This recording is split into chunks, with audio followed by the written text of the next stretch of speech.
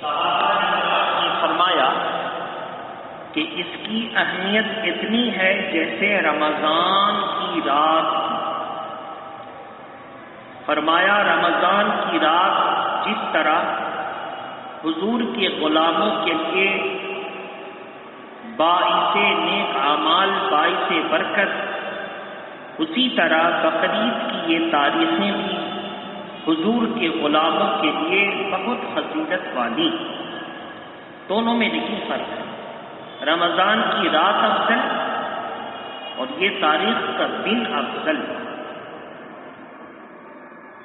اب جب اس کی فضیلت سمجھ میں آ گئی تو آج جو رات ہے یہ عرفہ کی رات ہے۔ کیا ہے؟ عوام اپنی غلطی کی اصلاح کر لیں، جن کو نہیں معلوم ہے ان کو معلوم ہو جائے۔ وہ یہ ہے کہ شب برات سے ایک دن پہلے جن کے گھر میں موت ہو جاتی ہے وہ لوگ عرفہ مناتے ہیں، یہ غلط ہے۔ اصل عرفہ یہ ہے، آج کی رات عرفہ کی رات اور کل کا دن عرفہ کا دن۔ عرفہ کیوں؟ اس کو توجہ سے سنو۔ ابراہیم علیہ السلام کو مسلسل 3 دن خواب آئے۔ کتنے دن؟ 8 کی شب میں، آج 9 کی شب میں، کل 10 کی شب میں۔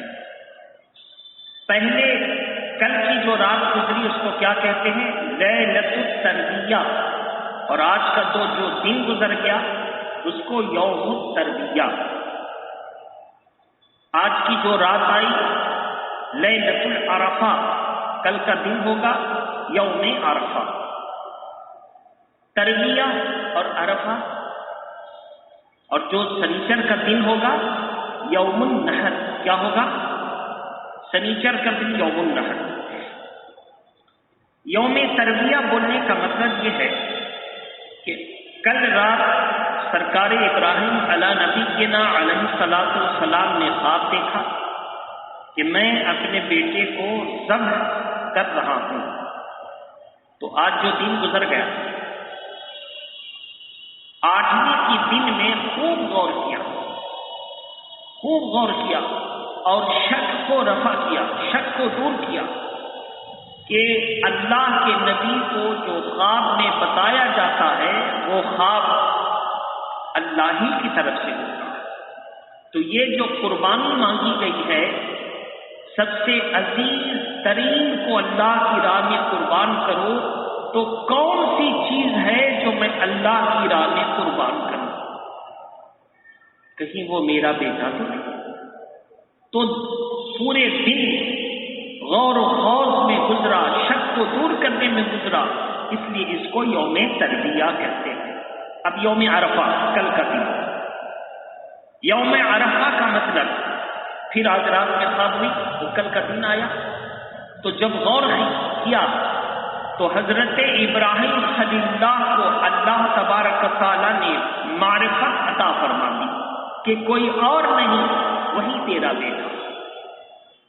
تو جس دن اللہ کے اس بشارت کا معنی معلوم ہو گیا، اس خواب کی تعبیر شرمندہ ہو گئی، اس کی سمجھ آ گئی، تو جس چیز کو معلوم کر دیا جائے اس کو کیا کہتے ہیں؟ معرفت۔ کیا کہتے ہیں؟ ہم میں آپ میں کوئی معرفت ہے، اس میں کوئی معرفت نہیں، کوئی جان پہچان نہیں، کہتے ہیں نا؟ تو معرفت کہتے ہیں جان پہچان۔ تو اس خواب کا مقصد جب حضرت ابراہیم نے معلوم کر لیا تو دن کو کیا کہا؟ یوم معرفہ۔ اصل میں یہی عرفہ ہے۔ اس دن اللہ کے حکم کا صحیح مطلب حضرت ابراہیم علیہ السلام کے دل پر منکشف ہو گئی اور اس کا انکشاف کا ظہور ہوا کہ 10ویں کو قربان کرنے کے لیے۔ 10ویں تاریخ کا نام کیا ہے؟ یوم النحر۔ یوم النحر، نہر کا مطلب ہے اونٹ کے 3 پیر کو باندھ دینا۔ کتنے پیر؟ کتنے پیر؟ پچھلا دونوں، اگلا والا بایاں 3 پیر کو باندھ دینا اور اس کے گردن میں نیزہ پیوست کر کے چبھا کر کے اس کا خون بہانا. تو چھیدنے کو، نیزہ مارنے کو کیا کہتے ہیں؟ نہر کرنا. تو حضرت ابراہیم خلیل اللہ نے بقرعید کے دن میں اپنے بیٹے کو لٹا کر جو اللہ کے حکم پر عمل کرتے ہوئے چھری چلائی، اس دن کا نام یوم النحر یعنی خون بہانے کا دن، اللہ کی راہ میں کاٹ کر نیزہ سے گھونپ کر خون کو بہا کر قربانی کو پیش کرنے کا دن. تو یہ ہوئی یوم النحر. اب یوم ترویہ، یوم عرفہ، یوم نحر تینوں کو سمجھ گئے. اب تکبیر تشریق.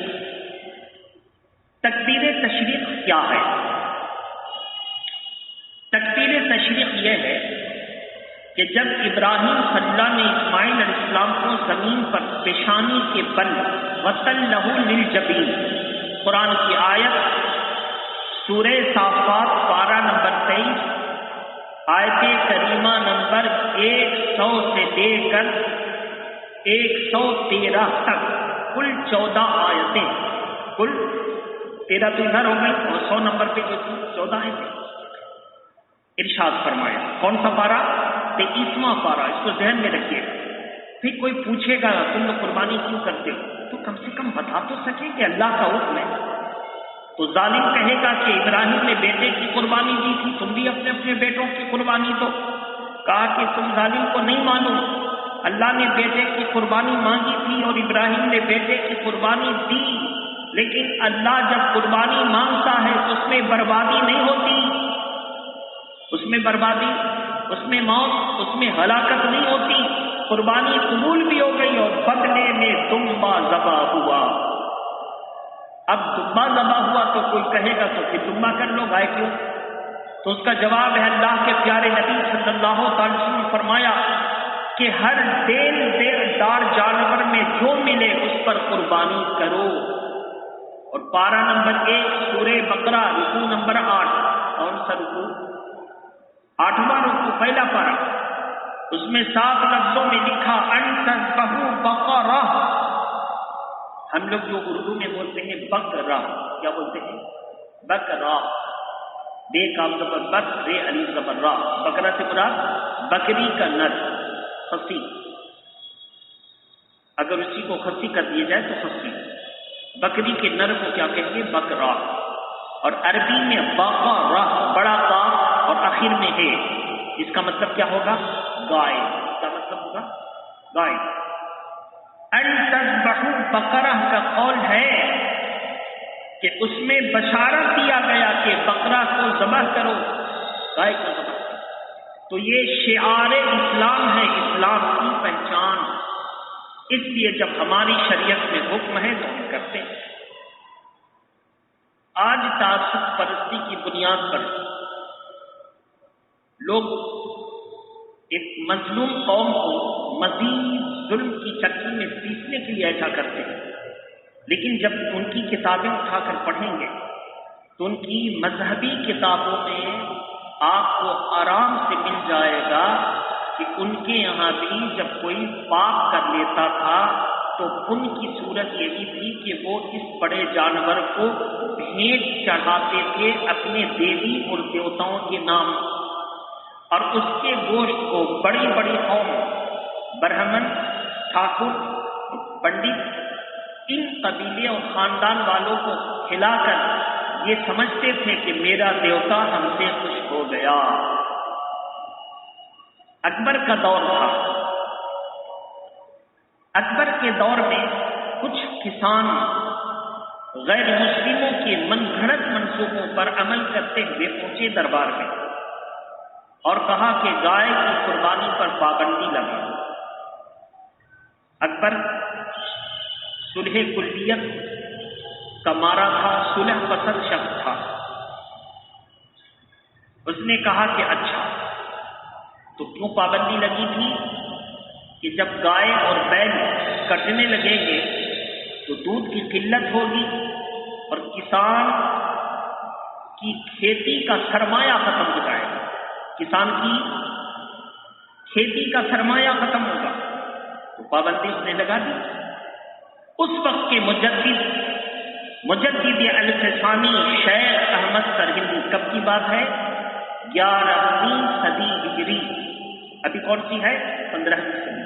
کتنا سال پہلے؟ تقریباً 350 سال پہلے. سب ذہن میں رکھیے. مجدد الفسانی تھے اور مجدد الفسانی نے اپنے شاگردوں، علماء اور مریدوں کو لے کر پورے ہندوستان میں انقلاب برپا کیا اور کہا او اکبر ملحد بزا سن، تو بادشاہ ہے، اس کا یہ مطلب نہیں کہ اسلام کے شریعت کے دروازے میں داخل ہو کر جو من میں آئے فیصلہ دے دے. فرمایا اے لوگوں سنو، اگرچہ ہمارے مذہب میں بقرہ کی قربانی ضروری نہیں، لیکن جب اس پر پابندی لگے گی تو ہم ضرور کریں گے کہ یہ اللہ کی نشانیاں ہیں اور اللہ کی نشانی کو مسلمان جب تک رہے گا مٹنے نہ دے گا. تم پابندی نہیں لگا سکتے. خیر، بڑی بڑی مصیبتیں ان پر ڈھائی گئی، ظلم کی چکی پیٹی گئی. ان قریب اکبر کو تمام ظلم کرنے کے بعد جب عاجز ہو گیا تو اپنا فیصلہ واپس لینا پڑا. مجدد الفسانی نے شریعت کے قانون کی حفاظت کی تو اللہ نے ان کے نام کو دنیا میں روشن فرما دیا. مجدد الفسانی. بہرحال بعض لوگ کہتے ہیں کہ حضور کی حدیث پاک ہے کہ دودھ میں شفا ہے اور گوشت میں بیماری ہے. دودھ میں اور گوشت میں بیماری ہے. تو اس کا معنی یہ ہوا کہ جو کوئی حدیث اٹھا کر آپ کو گمراہ کرنا چاہے کہ تم لوگ اس کا گوشت مت کھاؤ، اس میں بیماری ہے، اس کا جواب سنیے. بڑے کے گوشت میں یبوس ہے. کیا ہے یبوس کا مطلب؟ خشکی. یعنی یہ گوشت گرم مزاج رکھتا ہے، گرم اور خشک. وہ یہ گرم اور خشک، جس کو آپ ڈرائی کہتے ہیں. عرب کا ماحول گرم اور خشک. تو گرم ماحول میں، گرم خون میں گرم کھانا دیا جائے تو اس کا مزاج اور گرم ہوگا. تو جن کا مزاج ایسا تھا حضور نے فرمایا تم اس کے گوشت سے بچو کہ عرب کا موسم بھی ڈرائی، عرب کا ویدر بھی ڈرائی، تمہارا مزاج بھی ڈرائی، اور تم گوشت کو کھاؤ گے وہ بھی ڈرائی، تو تمہاری خشکی، تمہارا چڑچڑا پن بڑھے گا، تمہارے لیے بیماری. تمہارے لیے کسی کو بخار ہو، ڈاکٹر کہے کہ بھات مت کھانا، تو سب کے لیے منع ہے، مریض کے لیے نہ. فرمایا تم دودھ پیو، اس کے گوشت سے بچو. تو بیمار کے لیے، کس کے لیے؟ بیمار کے لیے. مثلا کسی کو احتلام کی شکایت ہے، ہائی پریشر ہے، اس کو ہم کہیں گے کہ گرمی کی وجہ سے ہوتی ہے، خون میں جوش آئے گا، اس کا گوشت بند. اس کے لیے منع، اس کا گوشت کم، بہت کم. لیکن پھر بھی ہاتھ بڑھا دینا، کھا دینا، کیونکہ قرآن میں آیا. قرآن میں ہم نہیں کھاتے، وہ سب نہیں، قرآن میں آیا اس کو کھا لینا. بہرحال تو اب اس کا مطلب آپ کو سمجھ میں آ گیا. اگر کوئی کہتا ہے تو اس کا جواب دیں گے کہ جس طرح ڈاکٹر کہے نہانا مت، بخار بڑھ جائے گا، تو کیا سب کے لیے نہانے پر پابندی؟ مریض پر، پیشنٹ پر، سب پر نہیں. اسی طرح جس کو نقصان دہ ہے اس کے لیے منع، سب کے لیے نہیں. تو میرے محترم بزرگوں دوستوں، یہ مسئلہ تو حل ہوا. اب سوال ہے کہ خون بہانا یہ بہتر ہے کہ کوئی گن وغیرہ سے دماغ پر مار کر کے اس کو ڈھیر کر دینا، جلدی سے مر جائے، وہ بہتر ہے؟ تو اللہ کے پیارے نبی نے فرمایا خون بہانا، کیا بہانا؟ احراق الدم، خون بہانا. اب آج کے میڈیکل لیب میں جا کر آپ ریسرچ کاپی کو پڑھیں. اس نے کہا کہ جن جانوروں میں خون نہیں بہایا جاتا ان کو کسی طرح خون بہائے بغیر پیٹھ پر مار کے مرغیوں کو بینا پکڑا، پیٹھ پہ مار دیا موٹے داغ لوہے سے، بیچاری چھچرا کے مر گئی. جانور ایک دفعہ مارا، جھٹکے سے نکال دیا گھر تک، تڑپ تڑپ کے مر گیا. آپ کہیں کہ اس میں بھی تو خون بہانا، پورا جھٹکا سے نکال دیا. ذرا میڈیکل رپورٹ پڑھیے، جاہلوں کو تھوڑا سمجھ میں آئے گا.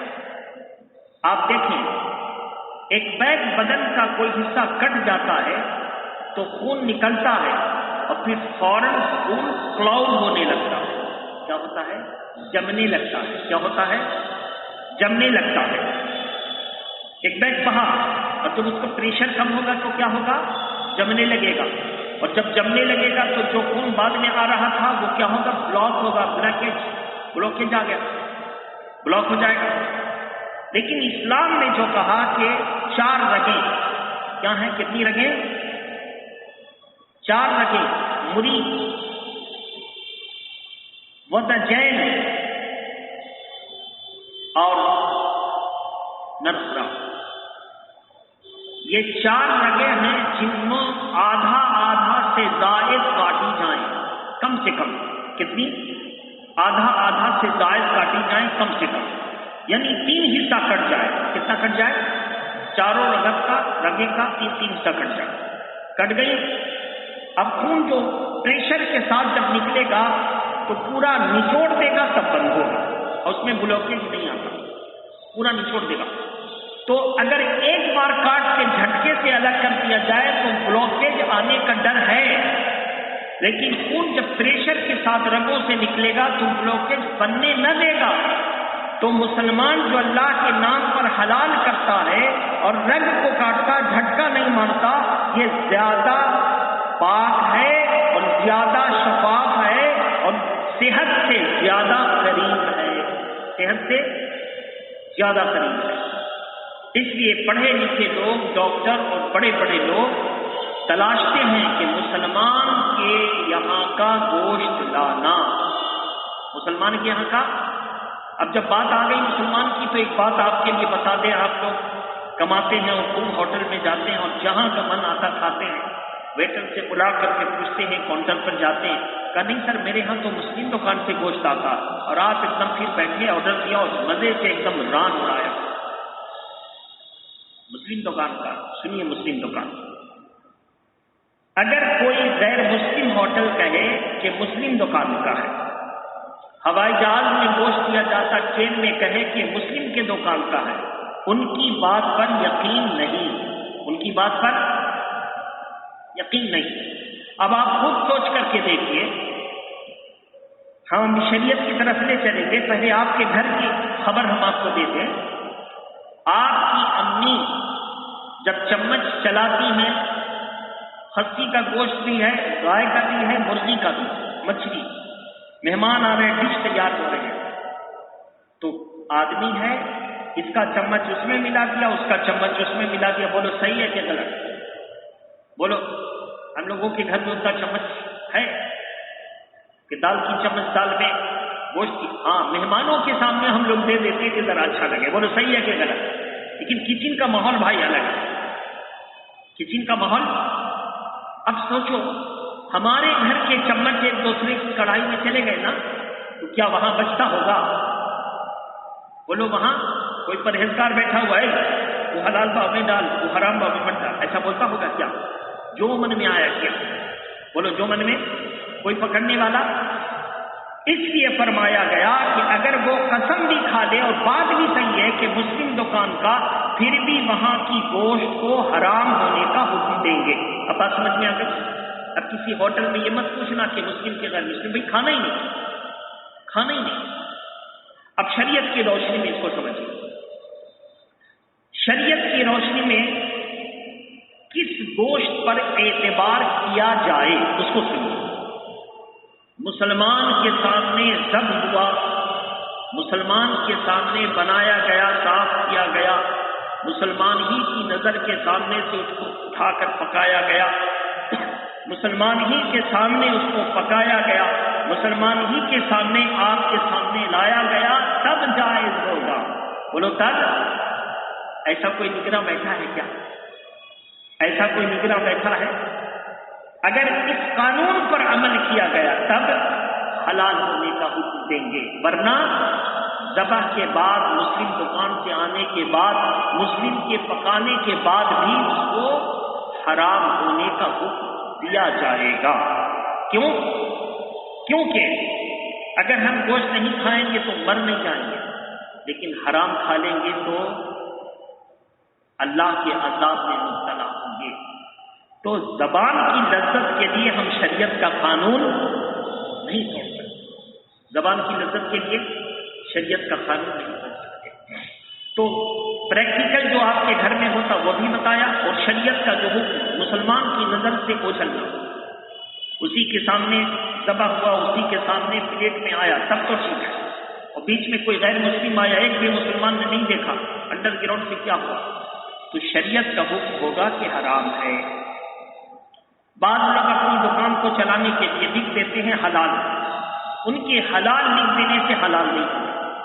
ہوائی جہاز کا جب آپ سفر کریں اور کھانے کا وقت ہوگا تو آپ کو ٹکٹ لینے سے پہلے پیکج پر لکھنا ہوگا کہ آپ کیا کھائیں گے، مینو آئے گا، آپ مینو پر آپ لکھ دیں، آپ اس میں جو لکھا، ہم مسلم ہیں، مینو ہم کو حلال چاہیے، آپ کو گوشت آئے گا حلال کا، لیکن شریعت کا حکم یہی کہ ہوائی جہاز، ٹرین، غیر مسلم اور عیسائی اور یہودیوں، ان تمام ممالک میں سفر کرنے والے وہابی جیسے سعودی حکومت، جہاں جہاں بھی شک اور شبہ ہے وہاں مینو میں آپ گوشت لکھے ہی نہیں، سبزی کھا کے مر نہیں جائیں، لکھے ہی نہیں۔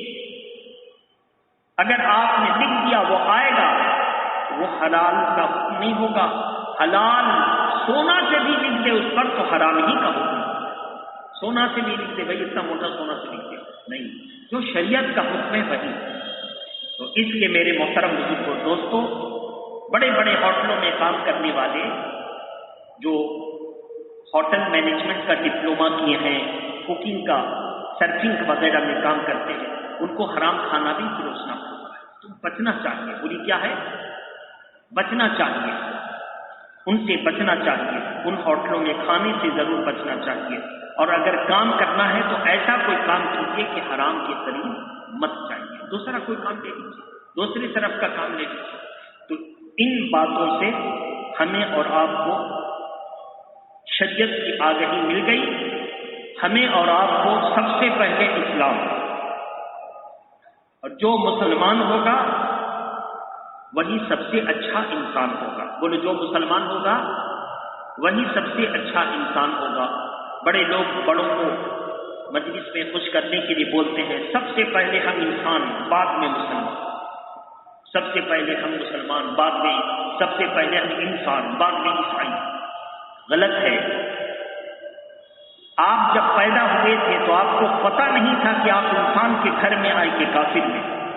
آپ کے باپ نے آپ کے کان میں اذان دے کر بتایا، بیٹا انسان بعد میں، مسلمان پہلے۔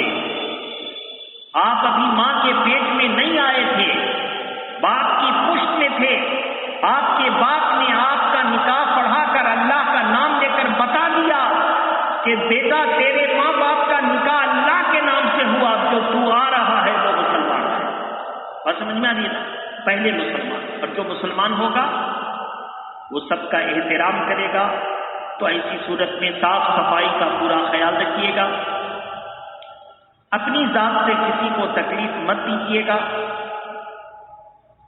صاف صفائی کا اتنا خیال رکھیے گا کہ مہک تک نہیں ہو کسی قسم کا تعفن، سڑنے کی بدبو اور غلاظت کی ڈھیر وغیرہ سے پرہیز کرنا ہے، خود بھی صفائی میں حصہ لینا ہے، کارپوریشن اور میونسپلٹی والوں کو بھی صفائی کے اوپر توجہ دلا کر اپنے گلیاں، اپنے محلے، اپنے میدان سب کو صفائی رکھیں، کیونکہ اسلام ہی وہ مذہب ہے جس کے بارے میں صفائی کے بارے میں قانون آیا ہے۔